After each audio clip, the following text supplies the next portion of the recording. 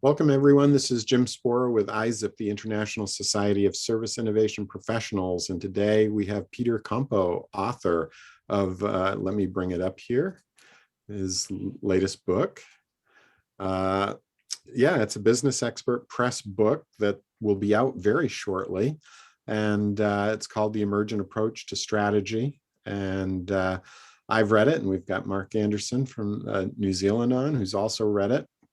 And Peter and I were just talking that some good reviews are already starting to come in, so that's always exciting. And just briefly, Dr. Peter Compo has a background in music and engineering. You can see some of his guitars behind him right now. And spent 25 years at DuPont in a variety of leadership roles.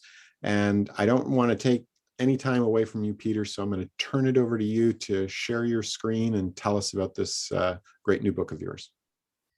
Thank you. And thanks for inviting me to give this little talk.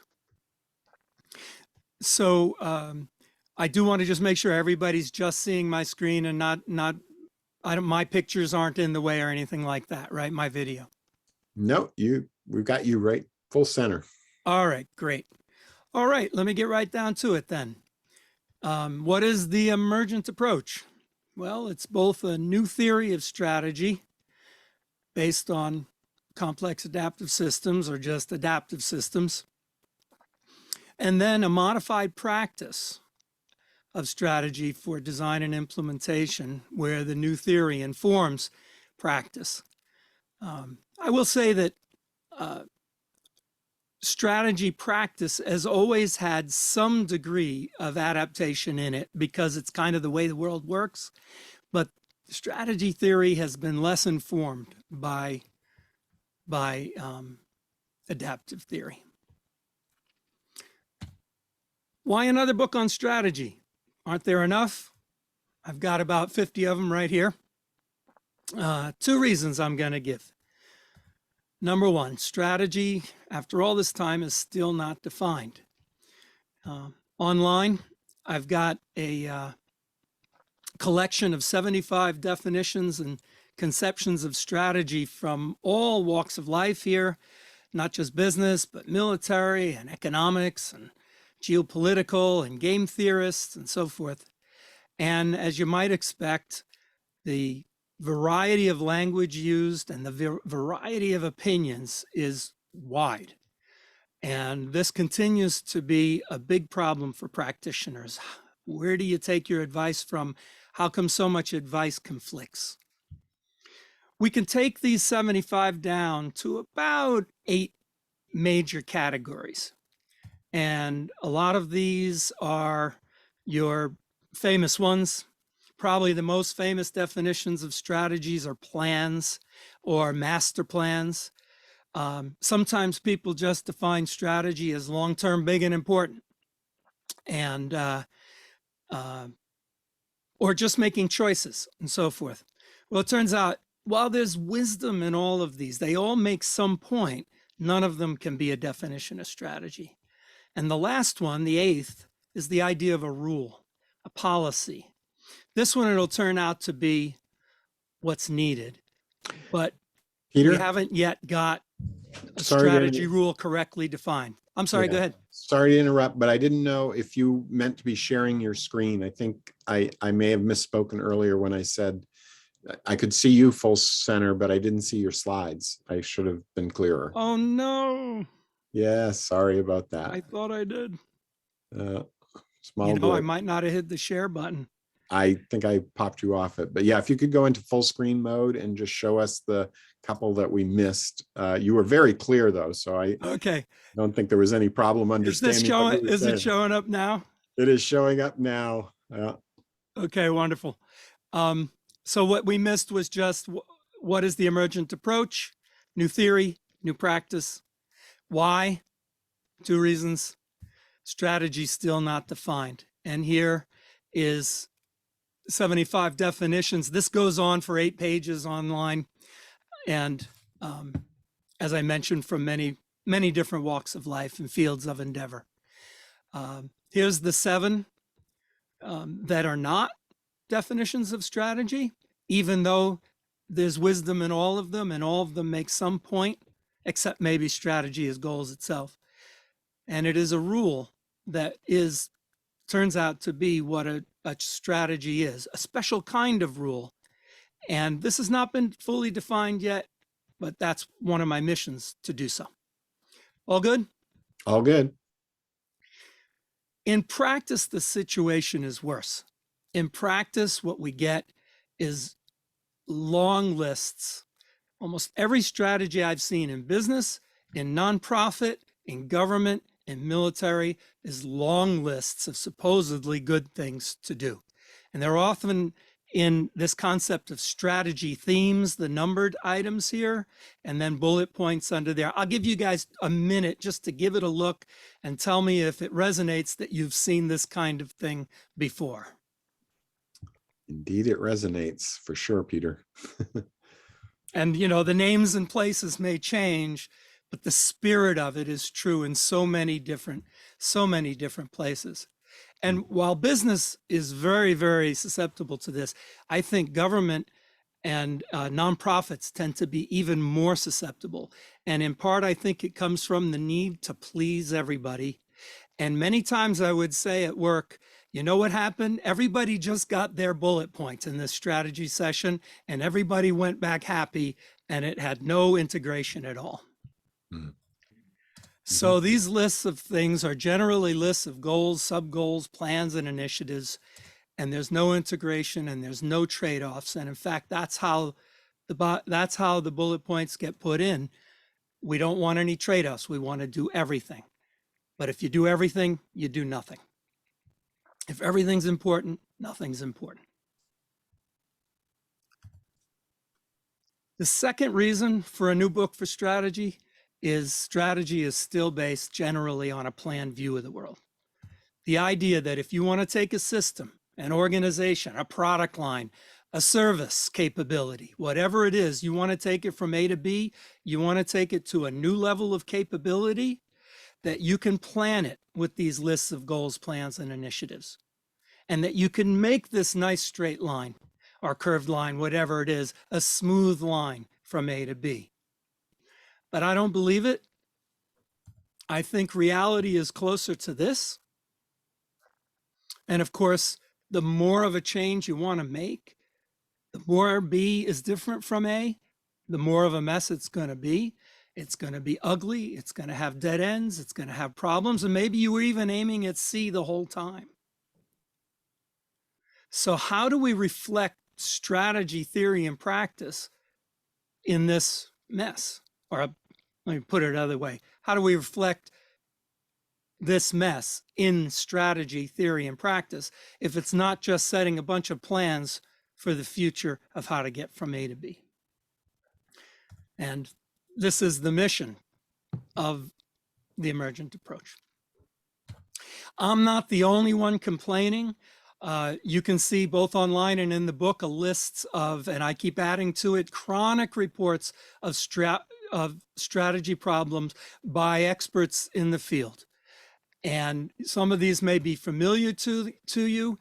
Some of them are actually outrageous, and this list is 40 years long. Bad strategy, gaining ground, Richard Rummel. 14% of employees understand their company's strategy and direction, WIT. 70% of executives don't like it. 70% of their boards don't trust it. This one is amazing to me. Survey of 124 corporations. No one knows your strategy, not even your top leaders. Most employees don't even understand how they're connected. And I claim, my argument is, those long lists of goals, plans, and initiatives confused for strategy and all those other definitions, and the idea that you can plan the future is what's behind this. And until we resolve those two things, this is what we're looking at. So, what kind of solution? To get from A to B in a mess like this, you need to be guided by deeper principles, guided by a strategy framework that does not tell you exactly what the future is going to be and how it's going to look and every step you're going to make. So we get we get how to do this from adaptive theory. And what a CAS being complex adaptive systems. What is one of the most fundamental principles of a complex adaptive systems, and that is that innovations, new capability, getting from A to B, emerges from interactions at low levels. You can't see B and say, okay, I'm going to make the organization look like that. I'm going to just directly make the organization better. I'm going to make it stronger. I'm going to make our products better. You cannot choose what the future looks like and create plans and goals for doing it. There has to be deeper principles that guide. And obviously, it's only probabilistic whether or not you get there. So the framework, yeah, goals and plans and tactics and metrics are still there, but the key to it is the strategy rule, which is the central rule aimed at busting the bottlenecks to the aspiration. That this rule, this overarching rule, that's why I call it central, because nothing can violate it, is what allows all these other dimensions, all these other components to make sense. How do you choose what plans? Well, it's got to be within the overall strategy rule. How do you choose tactics and metrics and so forth? Another few points about a strategy framework as shown here. Always multiple futures. There's always scenarios. There are always different ways that the future is going to unfold than we predict. And this is things not only in our control, for example, the results of an experiment or the results of a product development, but also outside our control, competition, government, macroeconomics. We cannot control these things, and yet they can have enormous impact on strategy and strategy framework design. Note also that people often say, rules, what are you talking about? How could a strategy be a rule if you want to be adaptive and innovative and creative? Well, it turns out that it's rules that are quite flexible. It's plans that are rigid and strict and say, I know what the future is going to be, now just go do it. It's rules that set guardrails, but within this guardrail, you're free. And think about this, very important for people on the front line. You know, the ivory tower creates plans and the front line has to do it. Well, that doesn't work. The ivory tower creates a framework with these guide rails with the people on the front line. And then as long as the front line stays within those guardrails, they are free to discover and adapt to what they're experiencing over time. So I think there's a great misconception that rules are not creative and plans are. It's quite the opposite.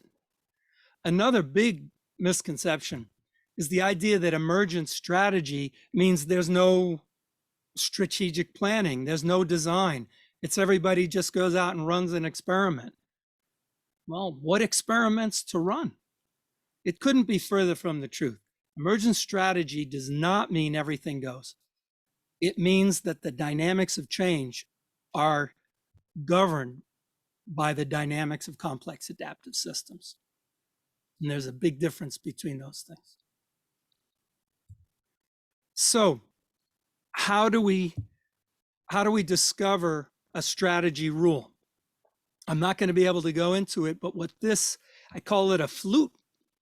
What this represents is that if you wanted to find out how to achieve an aspiration, and this is completely general, this theory applies to any field, not just business unit aspirations around products and things like that. The issue is that to achieve an aspiration, we're faced with almost unlimited choices and decisions and actions over time. And that strategy, the whole point of strategy, is to make those choices and decisions coherent. And the way that they're coherent is by finding out what's the bottleneck to the aspirations and using that to channel all actions and decisions towards busting that bottleneck, reducing it, limiting it, reducing the limitation of the bottleneck so that the system can improve. And what it turns out is that the bottleneck, as somewhat obvious, is a constraint that limits progress. And it turns out a strategy is a self-imposed constraint to channel everything towards the bottleneck. And I want to mention right here, Jim mentioned my musical background. This is the same in music. Without constraint, low-level constraints, not I'm going to write the perfect symphony or I'm going to improvise the best chorus on this tune. Unless there's low-level constraints and discipline, what you get is cliches, just like in business. So let's look at an example. Here is Deloitte's Rethinking Emerging Market Strategies. There's a little, maybe people aren't talking about emergent strategies anymore. Think of it as frontier, but the points all apply. Once again, we see a list of good things to do: leverage, build, diversify, establish, rapidly expand, increase. If everything's important, nothing's important. How would you know what to do here except to write this as a list of strategy themes and try to do everything? You have to know what the bottleneck is. So what if the bottleneck, let's look at a few cases.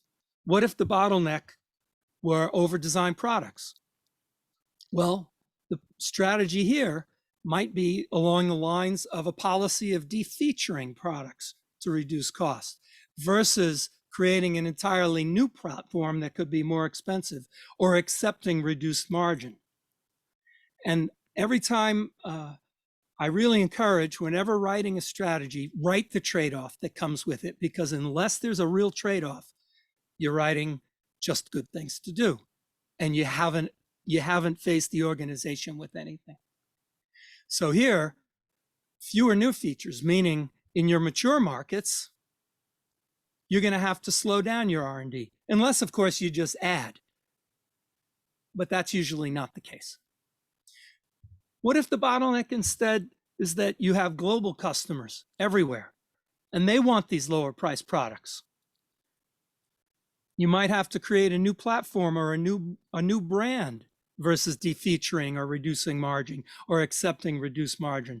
But now you got a whole other trade-off: complexity, cost, and the possibility customers see through the branding as a way to fake them out and think that what they're getting is a different, lower cost product in the emergent market, but they should still pay the high prices in existing.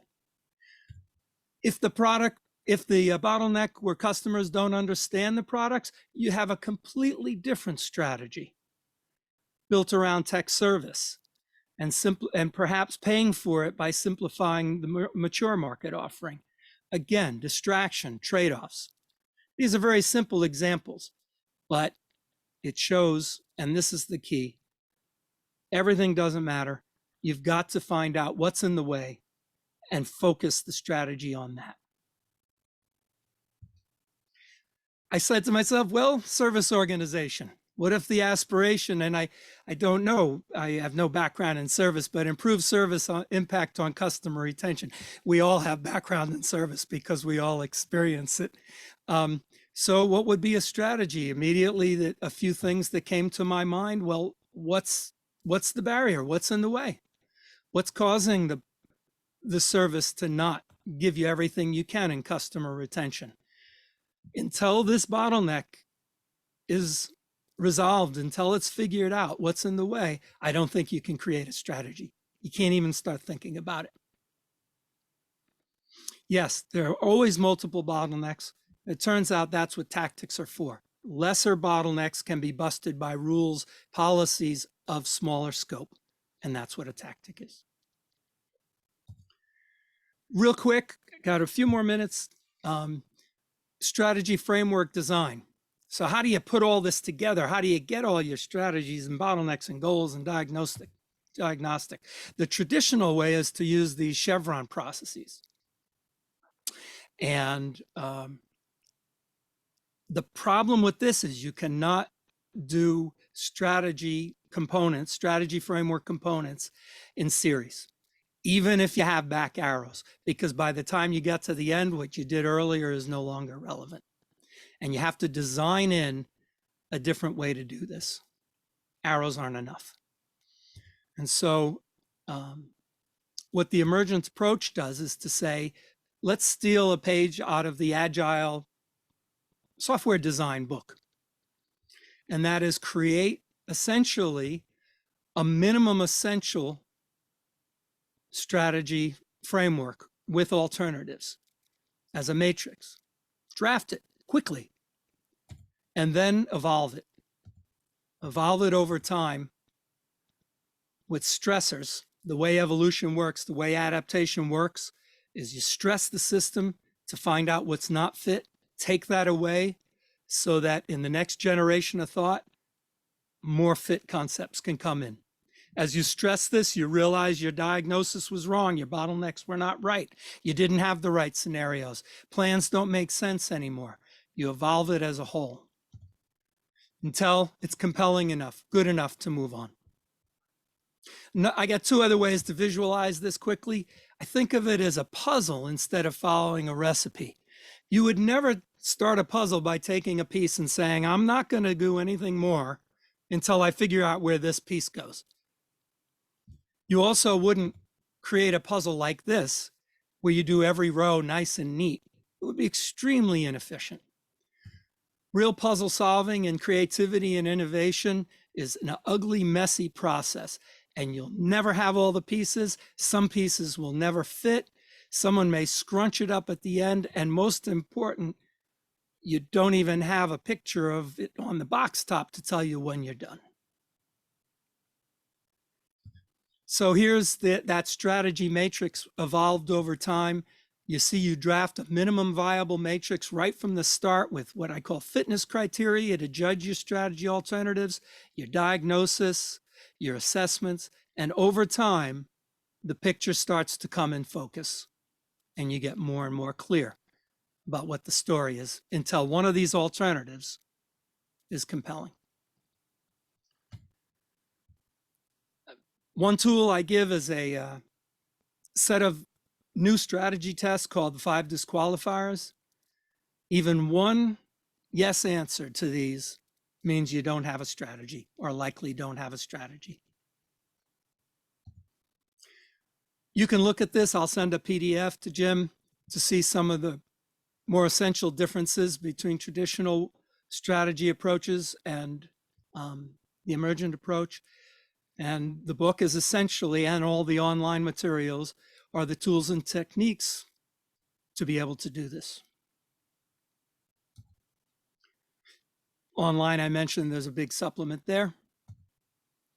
I'll just mention for 1 minute, the relevance of talking about music here, and maybe my very diverse background at DuPont and even studied some biology, is that I saw the same adaptive patterns in everything. And it's not true that real creative and innovative work comes from free thinking. It comes from discipline. It's got to be the right low-level disciplines, though. Thank you. Thank you, Peter. Thank you very much. And I'm going to make sure I get this video up on our ISSIP YouTube and the presentation up on our ISSIP SlideShare to share broadly with the ISSIP community. But I have to say, you know, those 5 disqualifiers, I don't know if you can go back to that slide easily, but that was one of my favorite takeaways. I had many favorite takeaways from this book, but I really, you know, the part of the book that goes into this and the examples that you show of how easy it is to go in the ditch when you're trying to do this. I just really appreciated that. So many books I've read on business and strategy and management, they tell you the golden pathway to walk along. But your 25 years of experience, you've seen so many ways to go in the ditch, and you've documented them, you shared them. And I think it's a really fantastic contribution that will, you know, help a lot of people not go in the ditch, because, you know, it's so easy to go on the ditch, in the ditch in a lot of this stuff. So I think this was a really great contribution. We do have a minute more for some questions. I don't know, Mark is on if he wants to ask any questions, but I'll come back with one, but let me just give Mark a little bit of space. Mark, did you have anything you wanted to jump in with? I've got so many I'd like to jump in with, but I might, for the purposes of the recording today, just ask the question, how did you come up with the five disqualifiers list, Peter? Where did the idea for that come from? You know, it's such a great example of adaptation. I can't even tell you the first time I started thinking of it. I know the first one was the opposite. And I know that that came from sitting in meetings where people would say, our strategy is profitable growth. And I would say, as opposed to what? You know, or our strategy is to create a whole new line of great products. And it just kind of came out. But then the others started coming in, you know, it's like one at a time. And I had them wrong at first also. I had different ones and different versions. I think there was 9 at one time. And so I'd have to say that it all evolved very slowly. And the other thing I'll say, and this is kind of the puzzle making, they evolved along with my understanding of the theory as I developed the theory. And I start to see what really works. And something I didn't have a chance to get in here, and Mark, you've talked about it with me, and that is the 3 requirements of a strategy: that they give real-time guidance, that they be a free choice, and that they unify. It turned out the disqualifiers came theoretically out of them in the long, after all was said and done. But that's not how I got to them at first. Yeah, I found them just so powerful because in terms of the concept from complex adaptive systems of strange attractors, that if you've got the right conditions in a system, it'll find the attractors. No 2 situations are ever the same, but actually you can recognize that you're seeing the same pattern. It's the fundamental concept behind the importance of patterns in human dynamics. And so when I read it and I went, yeah, the opposite of this absurd statement, and this isn't a question, by the way, this is just an observation from me, I went, oh yeah, that's a pattern I have seen right through my life as a strategy practitioner. And oh my God, why did I not have some more tools to bust that? Because the number of projects that have been through the pattern, it's driven, I think, by the desire to avoid conflict in the development of a strategy that then leads to the strategy being actually the collection of platitudes that have survived the strategy process. Really leads to my experience of seeing so many strategy exercises lead to all 5 of these disqualifiers applying to that strategy. So yeah, thank you. That is why I really love this piece of work you did. Thank you. It does seem to resonate with people. It's simple. The opposite test has been used by others, Roger Martin, Friedman Malik in Germany, and people use it naturally, almost as folk wisdom. But what I think I've done is put it with the others and also formalized it in the book. Thank you, Peter, again, very much. We're out of time now, so I'm going to end the recording. And but again, just thank you. The Emergent Approach to Strategy. I hope people go out and get this book and really enjoy it. And I know you've created a lot of additional resources. It's not just a book. You have a whole website and some ongoing work as well that people can tap into. So thank you very much, Peter. And I'll stop the recording now. Thank you.